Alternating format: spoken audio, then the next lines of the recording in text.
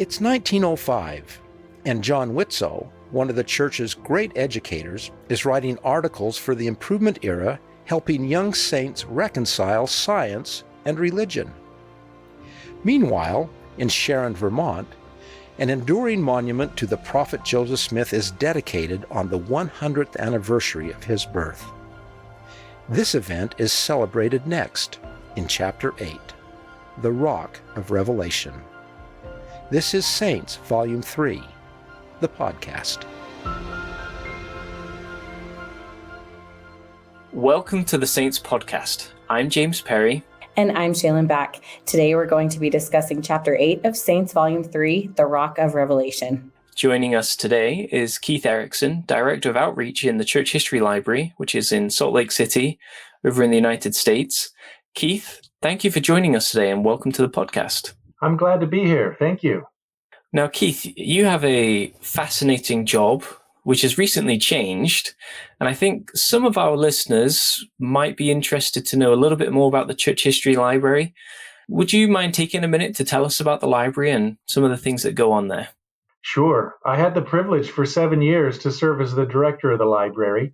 And the library is a building, a physical place, but it also is kind of the front door to a tremendous worldwide collection of records about the church's history.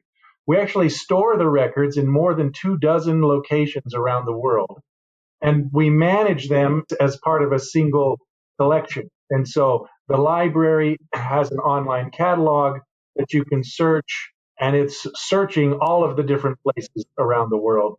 So that's a really exciting work. It involves gathering records. We have people who look for historical records, and they're searching around in attics and old places, but also modern and contemporary experiences. So we harvest materials off of Twitter that talk about the church, things that are new, like digital publications. You know, many church materials are digital only, and so there's a digital component to that record keeping. But basically, the task is to gather the records of the church's history from the very beginning until the present. That's amazing. And I love that you mentioned you're gathering things now, because at some point, the present will become historic. That's right. And we are living through now tremendous things, and people will look back and want to know about how we did it, how we maintained our faith in the times that we live.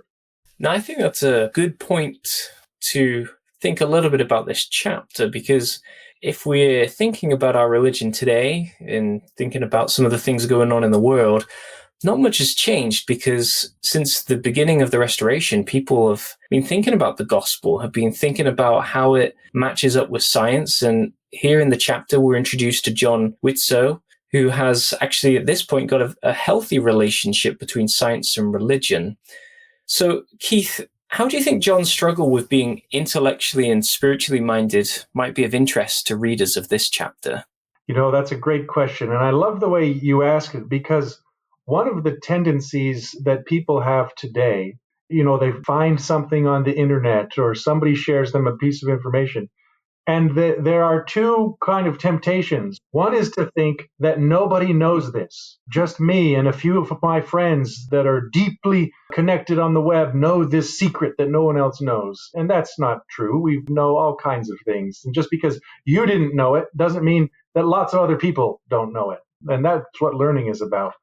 But the second temptation, when we encounter something that's challenging to our faith or our experience, is to think that we're kind of alone in the universe in dealing with this. And that's just not true. As long as there have been followers of Jesus Christ and people who have tried to accept covenants with God and live with them, there have been challenges to that experience. And we see that throughout Latter-day Saint history. We see that throughout broader Christian history, that as different paradigms for science, for our understanding of the world come forward, people then have to go back and rethink, well, what did I assume about the world that maybe doesn't fit now, and how do I keep these things together? And I think John Widtsoe's story is such a great story because we get to kind of walk through that with him and see him thinking about things, then see him keeping them together, and not just being afraid, oh, I found something, what do I do? But then as he reconciles things and makes sense, he shares his testimony and teaches others and writes and publishes and shares. And so as we make sense of our own struggles, I think it's appropriate to share with others and say, yeah, that's okay that you're struggling. I did too. And here's what's helped me, and here's where I am, and here's some thoughts. Modeling that kind of thinking, I think, is a great thing for disciples to do with each other. Well, Keith, I think that's so helpful. It's neat to see someone who was going through this, having these two different worlds kind of pull at them, and he was able to reconcile them. And I think that's really inspiring and faith promoting. And it's interesting to me that President Joseph F. Smith congratulated John for his efforts in providing scientific information and other viewpoints for young Latter-day Saints. And I was really fascinated by this series of articles that John wrote called Joseph Smith as Scientist for the Improvement Era, and that those were really accessible, again, for the youth, because they're kind of anticipating questions that the youth might have, and that's been true forever. But Keith, my question is, are these articles available for us to read if other listeners are interested? They are. John prepared them. They released them over time in the magazine.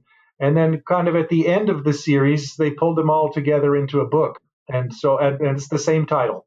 The book itself is out of print, but old copies of it are around and they can be found in libraries. It's a nice read about science. It's also an interesting read about the time period and the ways that people thought about science in the early 20th century are different than the ways we think about science today, different kinds of questions, different base of evidence. You know, they don't have anything that we have today in terms of DNA and cognitive science. But I think the model is a helpful model.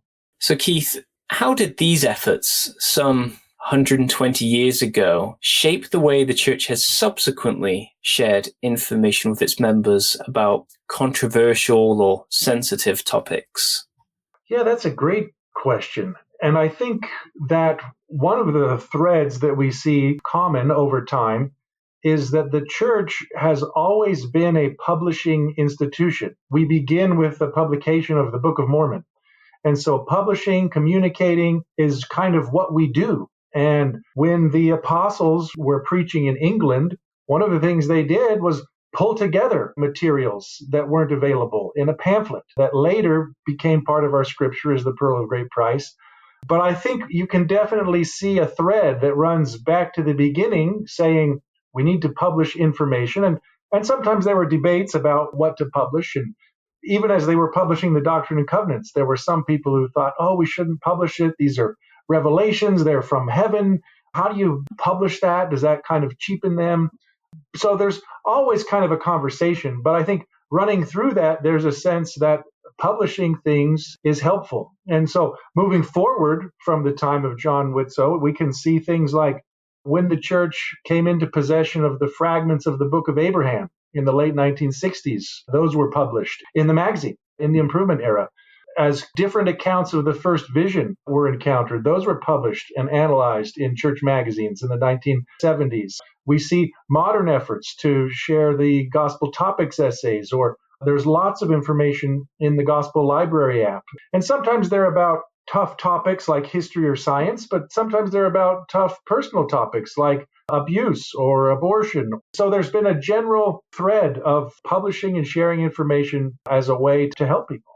I really have come to appreciate the work that goes into providing context in a way that's helpful for people to understand and in a way that can answer their questions, build on their faith, and just help them through those times that they have. As a historian, Keith, have you come across information that you've had to work to reconcile with your beliefs? And if so, how did you do that? And how would you suggest others do that? Yeah, I think you named something important in your question about seeing things in context. And one of the biggest challenges in history, just generally, independent of it being a tough question or something, is that the contexts are so different and the past was so different. It's always an error to pick up something old and just assume they were just like me. They thought the same as me. I can read this. The words mean the exact same thing to them that they mean to me. It always requires an effort to understand their worldview, their experience, the way they would have heard things and thought about things.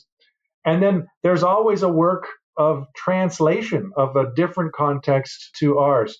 Now, one thing that makes it more complicated is the past isn't static. And I think where we are in the story of saints is a good illustration. The church is growing and changing, but society in the late 19th and early 20th century is undergoing profound changes at all levels, political changes, economic changes, social changes, cultural changes. And so we get all of these changes going on at once. And so we look back at one experience with John Whitsoe or something, say, well, what's he being influenced by? Well, lots of things. And it's often also a mistake to just say, John Whitsoe is being influenced by this, and to definitively say that's the thing that was motivating John. But he would have been plugged into all kinds of things in his experience. So I think looping back around to where you were driving is that, I encounter things as a historian, and I try to be aware of the past contexts. I also try to be aware of current contexts and current changes. And it's helped me to think about, there's a scripture in the Doctrine and Covenants that defines truth as the knowledge of things as they really were, as they really are, and as they really will be. And that passage makes me, first of all, really humble, because as a historian, we don't know all of the things that really were. The people are dead, the past is gone. We have little pieces, snippets here in a journal or a letter, and we have to piece it together. But we know that we don't know everything. The same for the present. Nobody can claim to know everything that's going on because there are 7 billion people on the planet that are doing different things. And how do all of those different things influence us? And by the same token, none of us know what really will be. And so that really big definition of truth for me has been an anchor when I find one thing from the past or the present that doesn't make sense or it doesn't seem to fit. Sometimes I think, and I've had this in my own experience, I might fixate so much on that one thing, and what I need to do is put it back into that bigger panorama of there's a whole lot of other things going on, things that I don't know, things that nobody knows. But one of the things, another passage in the Doctrine and Covenants that brings me excitement is that the Lord has promised that he will reveal all things to us. And we have passages about line upon line, and that we believe that God will yet reveal many great important things. So seeing the things that I learn in a bigger picture has been helpful to just remember, okay, yeah, that's weird, and yeah, that doesn't make sense, or wow, that makes me uncomfortable. But also to figure out where I fit and where it fits and where we all fit in this big picture of truth and the human experience. Thank you, Keith. That's really helpful. And Keith, you're in a fairly unique position. Like John Whitsoe, you have recently published materials to help church members. You published a book recently on dispelling myths, as it were, and trying to separate fact and fiction. And that's similar to what John was trying to do. He was trying to provide the information and to provide some context to important questions that people had at the time. I guess a question for you is how have the questions changed since John Whitsoe? Are we seeing much of the same kind of questions or new questions or a bit of both?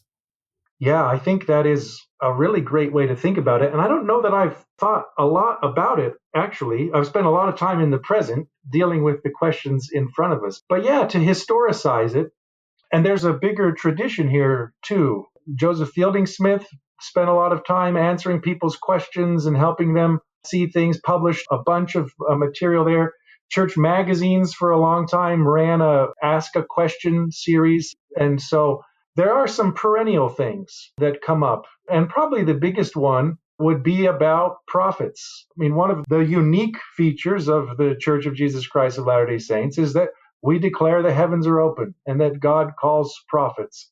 Well, those prophets keep interacting in the modern world. And so that intersection between divine guidance and instruction and then a human operating in the constraints of the real world and around them, I think that generates lots of points for people to ask about. And sometimes it might be about Book of Mormon translation, or other times it might be about plural marriage. Other times it might be about science and the nature of God and the creation. But I see all of those as sharing kind of a common intersection of the heavens have been opened, light is coming down, But as it touches the landscape, then we have to figure out how all of these things work. And there's still places with shadows.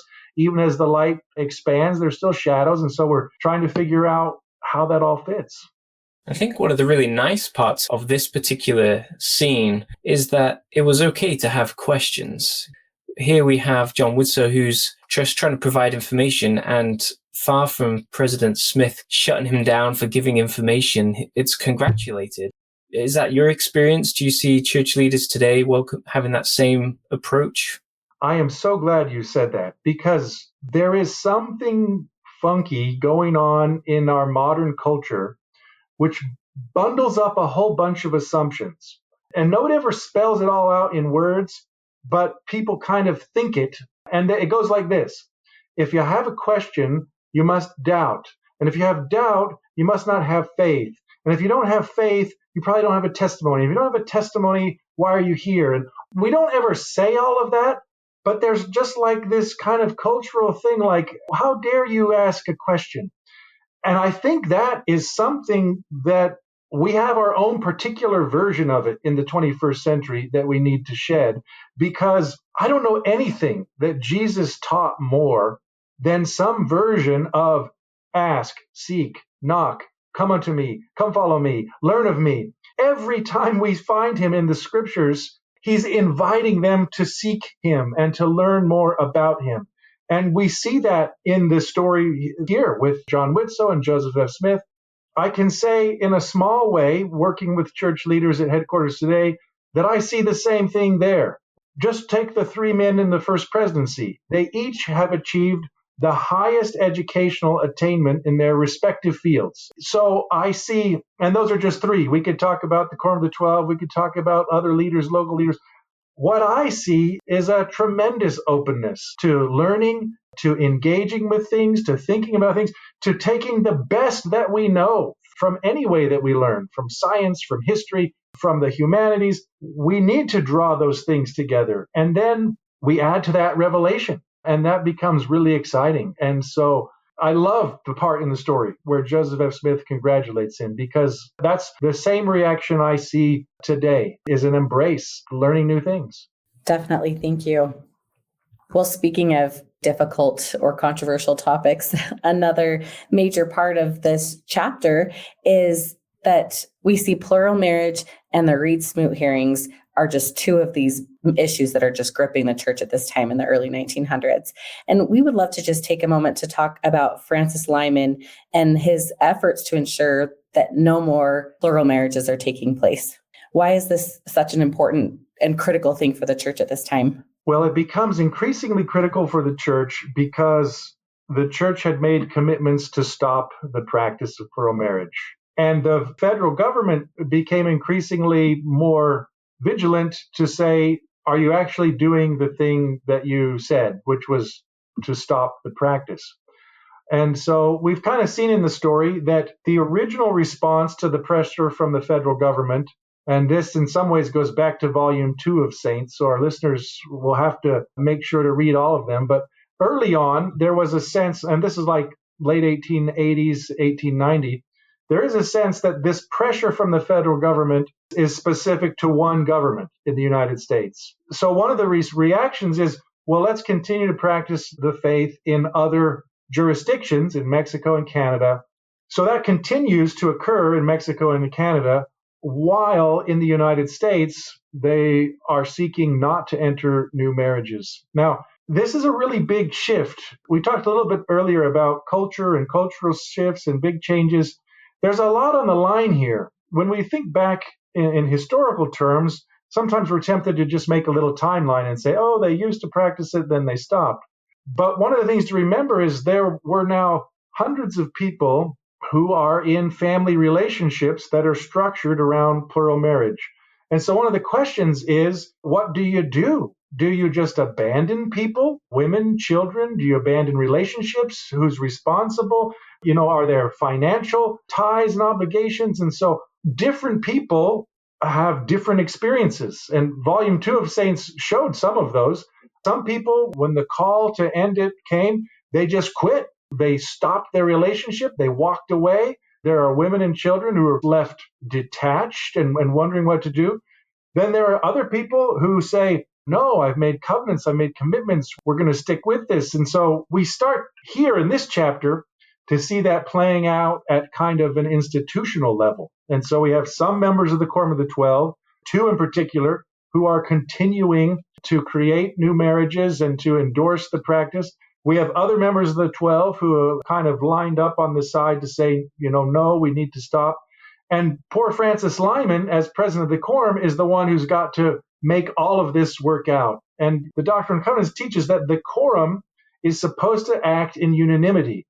And that's how they know that they're working with the will of the Lord and the mind of the Lord. But so there's this juncture here. And that's what Elder Lyman has to resolve as president. And it's a tough thing to do because it's not just an old issue on a timeline. It's real people and their families and who they care about.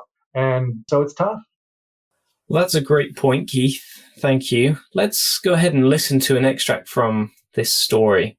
President Smith knew he needed to demonstrate that the church was firmly committed to ending plural marriage. To satisfy the Senate committee, he would have to formally distance John W. and Matthias from church leadership, either by disciplining them or by asking them to resign. He relished neither option. Church leaders were split on how to handle the crisis. In October 1905, however, advisors to Reed Smoot warned them that time was running out for the church to act. While testifying before the Senate committee earlier that year, Reed had promised that church authorities would investigate the charges made against John W. and Matthias. 6 months later, no investigation had taken place, and now some senators were questioning Reed's honesty. To postpone an investigation any longer would signal to the world that church leaders were acting in bad faith when they claimed to be actively opposing polygamy. So either of the options in front of President Smith and President Lyman are fairly difficult ones to make. What were some of the consequences facing the church if no action was taken? Well, the consequences in the short term are that there is a senator from Utah who's also a member of the 12 who may or may not be seated. And that's kind of the immediate question. Does he get to represent the state in the U.S. Senate? But I think there are bigger questions that are in the air that they are concerned about. And these are people who lived through the 1880s. Joseph F. Smith was in the first presidency during the 1880s when the federal government disenfranchised Latter-day Saints, when the federal government confiscated church property, including the Salt Lake Temple, when the federal government arrested Latter-day Saints.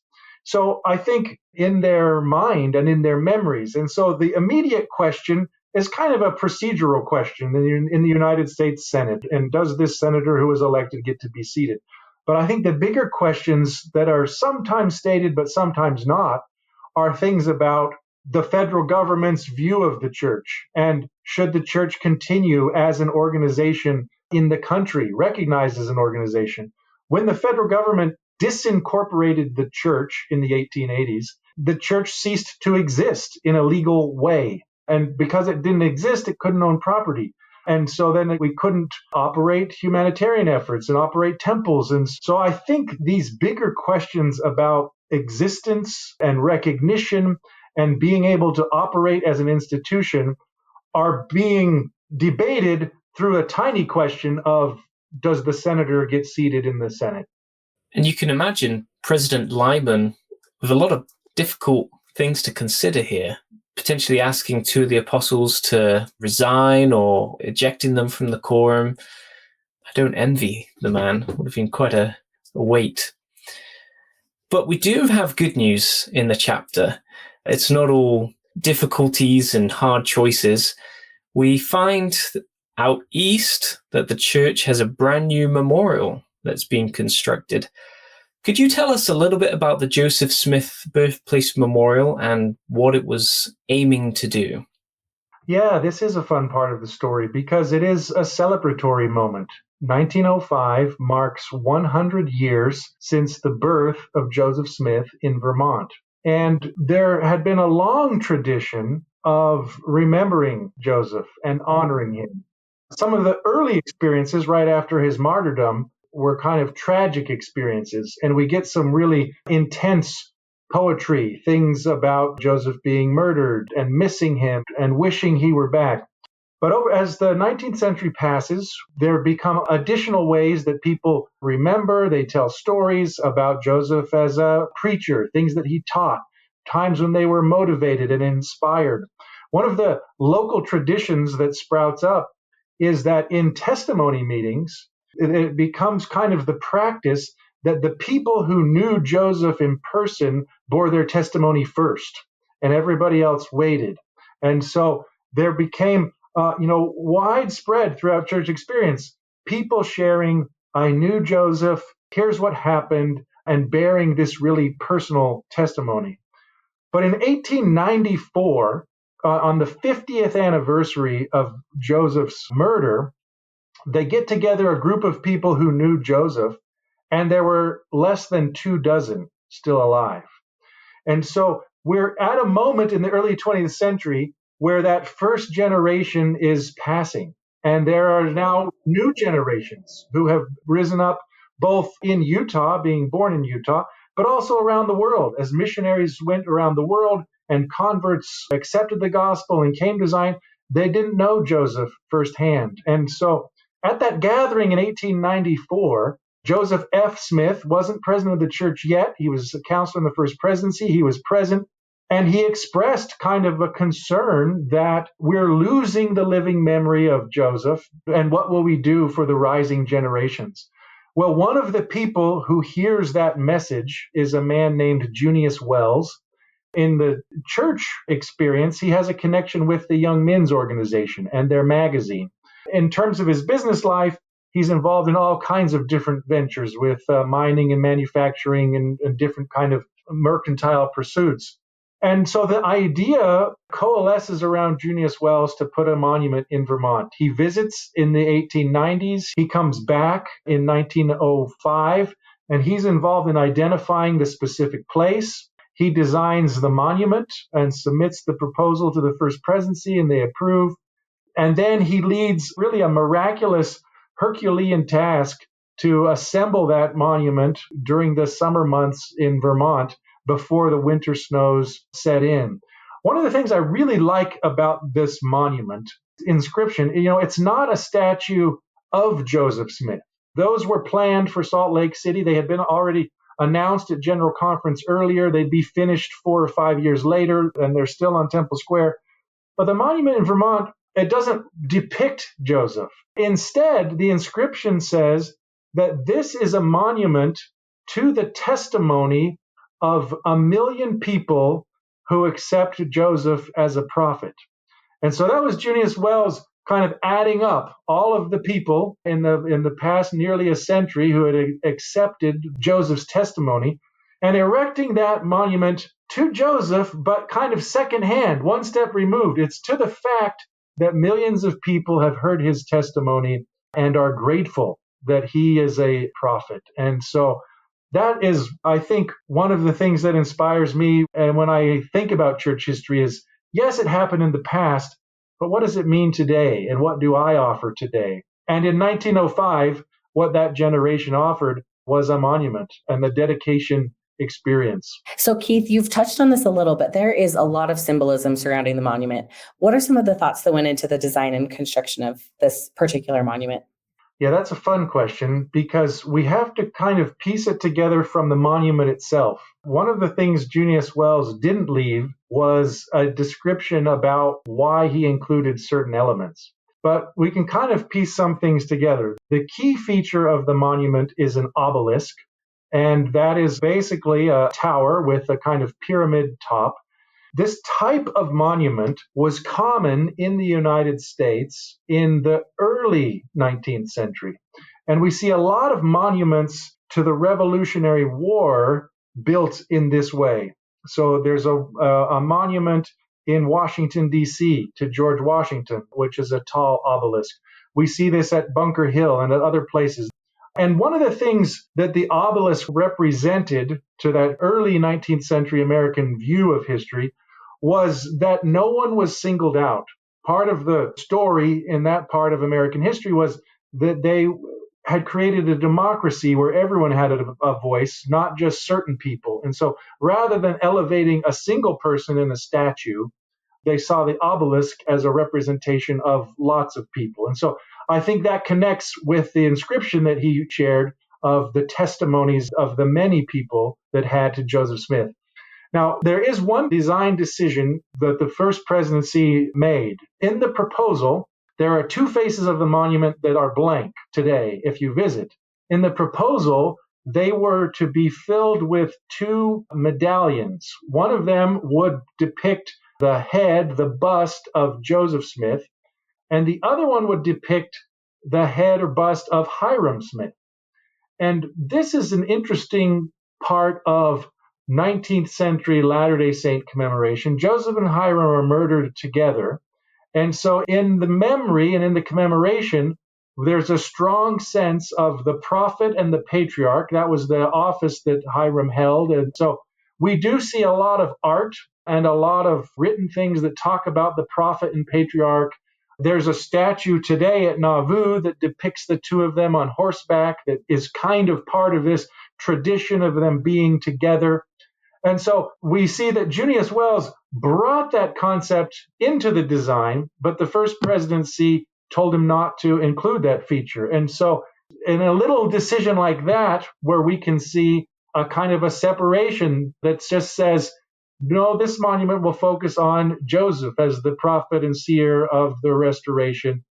And when Joseph F. Smith dedicates the monument, he goes through in the dedicatory prayer and he talks about the different stones. And there are multiple stones. The obelisk is the top stone, but he goes through the foundation and different stones in the base and all the way up.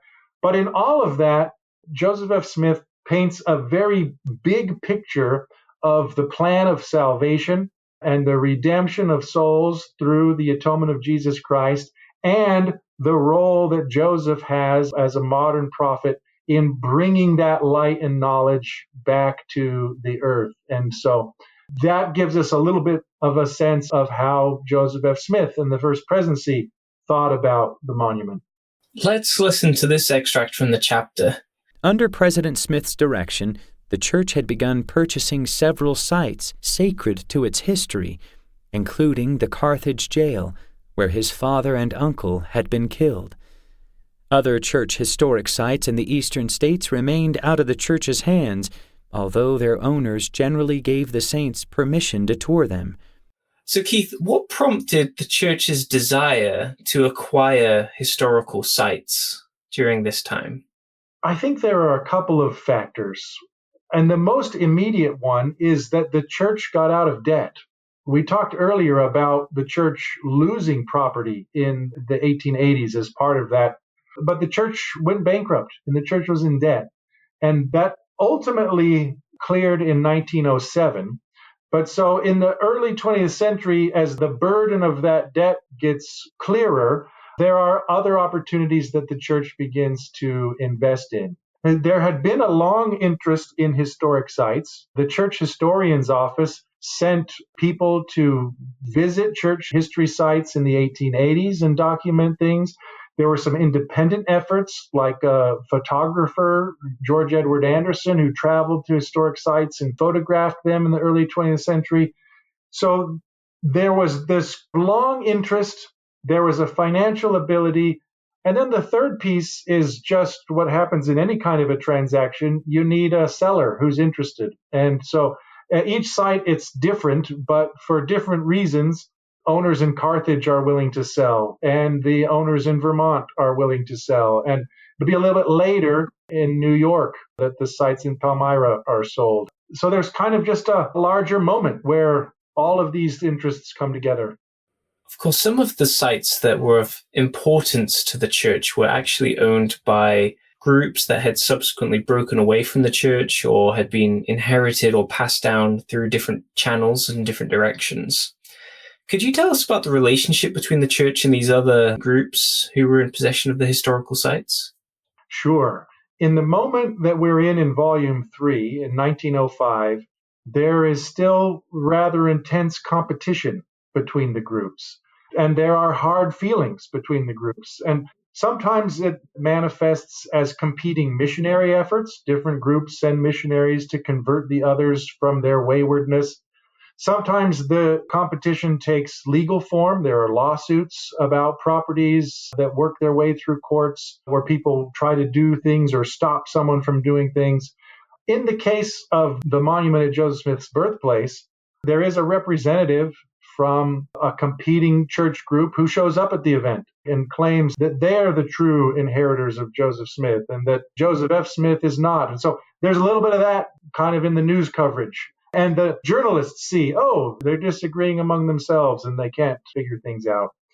Fast forwarding over 100 years, it is interesting to me that history has become one of the ways that the different groups who look back to Joseph Smith have identified shared interests. And so there are sites where today the different churches manage and work together in Independence, in Nauvoo. There have been times where other denominations have shared their historical documents with the Church History Library, and our conservators have preserved their records for them. There are times when we've worked together to digitize records. And so 100 years later, history is one of the places where we do get together regularly, and we have a lot of great partnerships in terms of sharing and interpreting and preserving histories. Well, Keith, thank you so very much for taking the time to talk to us today and giving us all of these extra insights. Thank you. It was my privilege. Thanks for the invitation. Thank you for listening to this week's episode. We hope you enjoyed it. We hope you took away some new insights into this volume. And we would love to hear your thoughts, opinions, questions, and insights from this chapter of Saints. And you can email saintspodcast@churchofjesuschrist.org. It would be great to hear from you.